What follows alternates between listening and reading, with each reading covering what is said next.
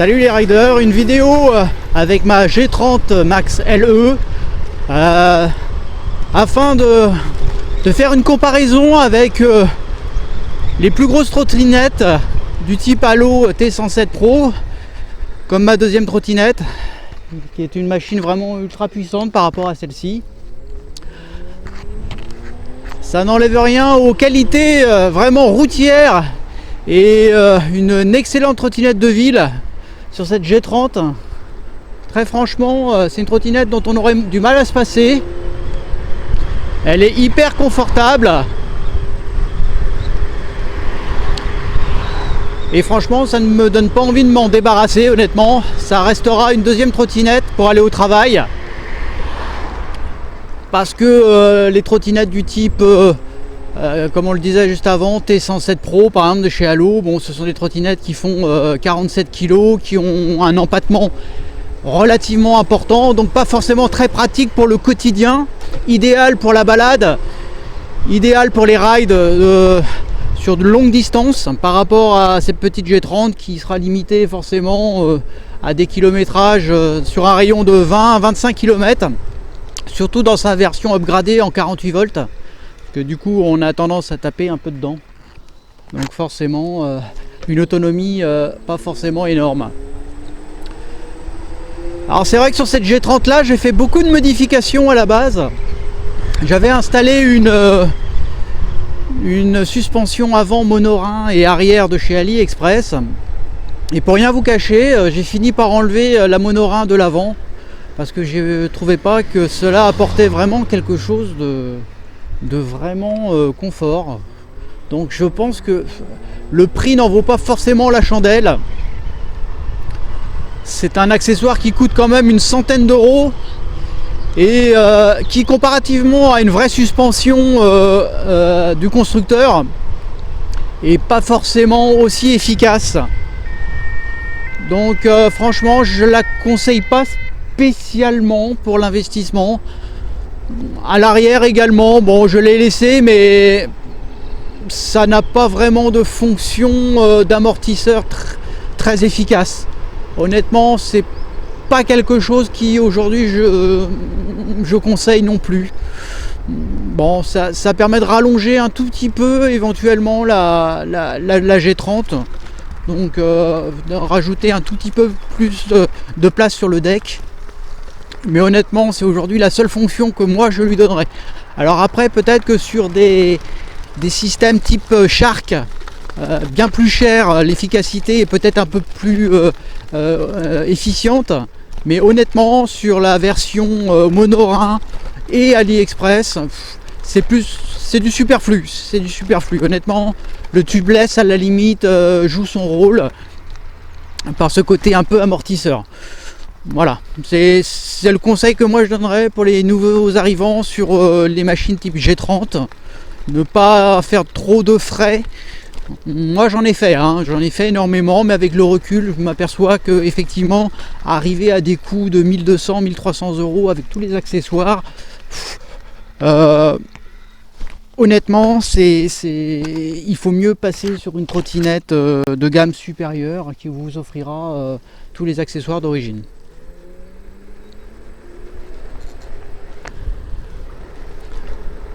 Alors aujourd'hui on n'a pas un superbe temps en Bretagne, je vous avouerai qu'il y a un crachin breton bien de chez nous, qu'on connaît bien, il fait pas froid, Là à mon avis il doit faire 11-12 degrés, donc c'est très agréable, mais on a une petite bruine là bien de chez nous.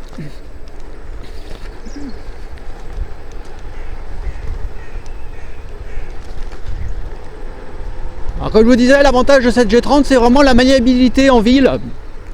Une bonne accélération, surtout en upgrade 48 volts. On arrive à monter à 45 km/h.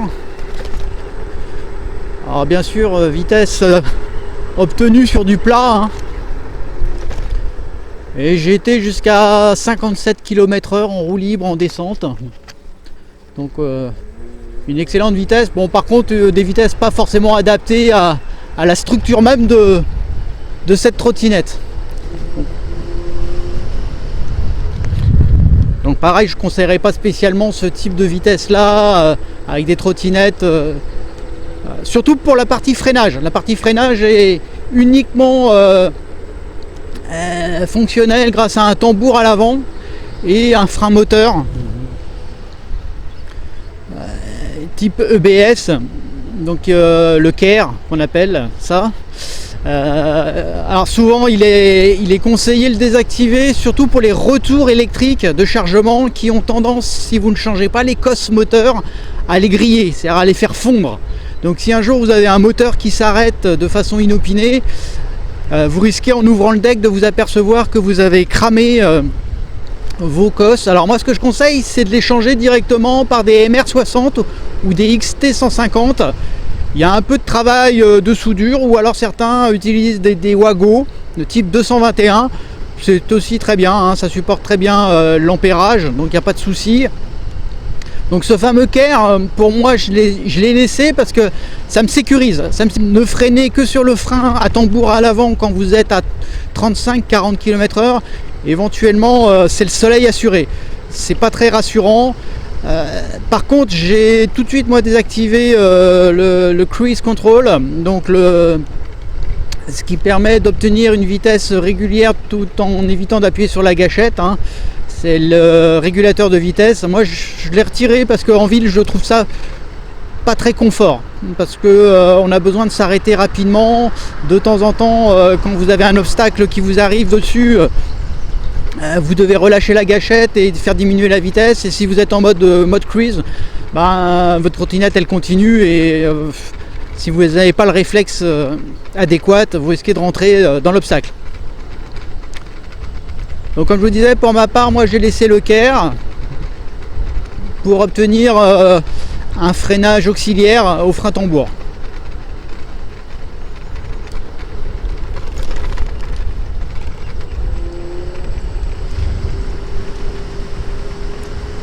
Alors cette trotte monte très bien, hein. Elle a une très bon couple. Donc c'est vraiment une machine qui en plus au niveau étanchéité est l'une des meilleures du marché, tout type confondu. Pour l'avoir démonté plusieurs fois, il est vrai que tout ce qui est possibilité d'intrusion de l'eau a été vraiment bien calfeutré avec d'excellents joints plastiques. Donc là-dessus, vous n'avez pas énormément de crainte à avoir.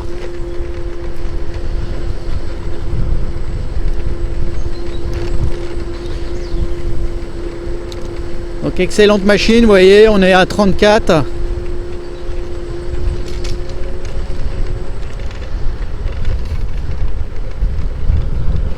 La seule limite justement au niveau de cette trottinette, surtout par temps comme ça, pluvieux ou bruneux on va dire, c'est peut-être pour moi une relative confiance dans ces pneus qui sont pas très larges. Pour être tombé une fois sur glissade, bon, il est vrai que maintenant je me méfie un peu.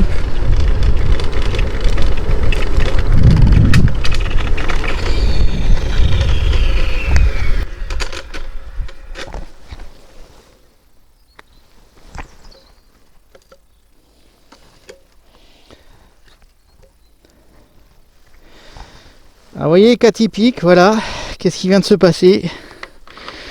Un accident de parcours.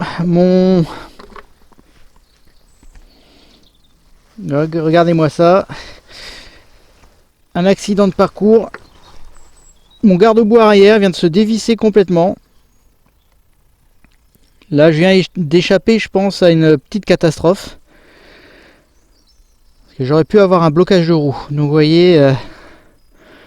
comme quoi on ne le redit pas assez de vérifier ces serrages. Vous voyez, j'étais en train de faire les vidéos et j'ai entendu un gros bruit, je me suis arrêté tout de suite. Donc vous voyez la catastrophe. Donc j'ai plus qu'à essayer de démonter le garde-boue pour pouvoir rouler et rentrer à la maison pour réparer, pour voir ce qui s'est passé, parce que là il y a eu un souci de serrage. Donc voilà, une vidéo qui va être écourtée. J'en suis désolé, mais je la diffuserai quand même pour vous montrer que justement, même quand on vérifie tout, on n'est pas à l'abri d'avoir un souci.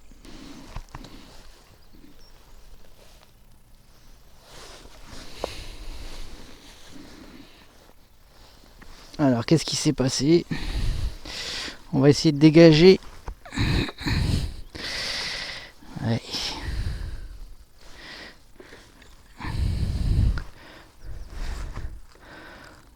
Alors en plus, ah là là là, j'ai mis un collier de serrage qui va m'empêcher de pouvoir l'enlever correctement.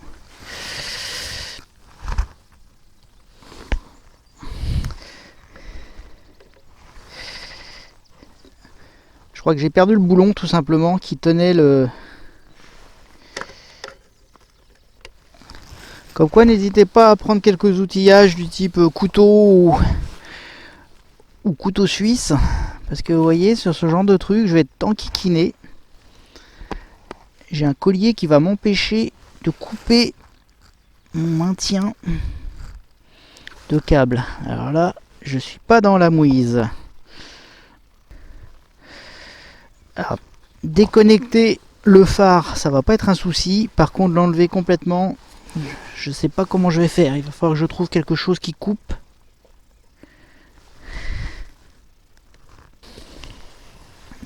Vous voyez le coup classique du collier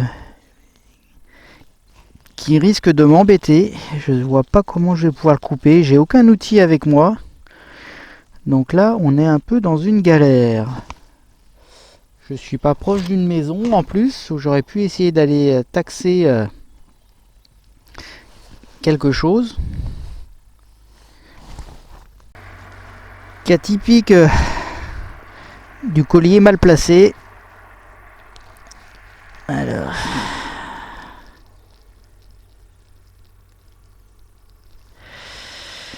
Comment vais-je pouvoir faire?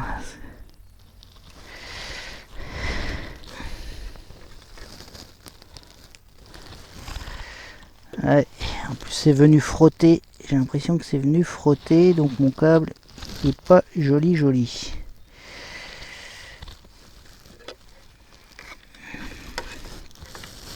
Bon, parce que je vais essayer de faire, c'est le maintenir comme ça, puis rentrer doucement à la maison.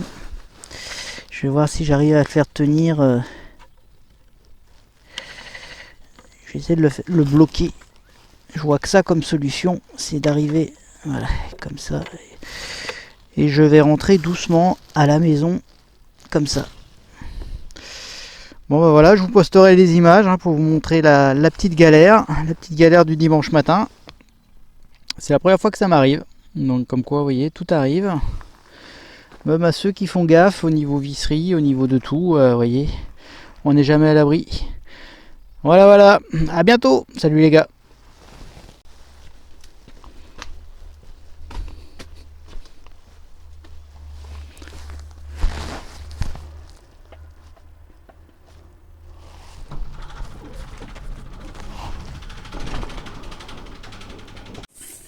Et voilà ce qui s'est passé, vous voyez, le garde-boue arrière est parti en roulant. Donc là je vais voir si j'arrive à récupérer ça. Donc la vis était ici.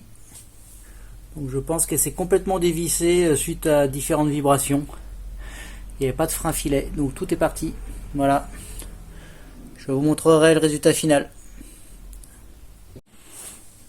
Oui, je vais devoir démonter la roue afin de pouvoir accéder en dessous le système de vissage pour pouvoir y mettre un boulon un peu plus performant. Voilà, donc il va falloir que j'enlève la roue pour ça. Voilà.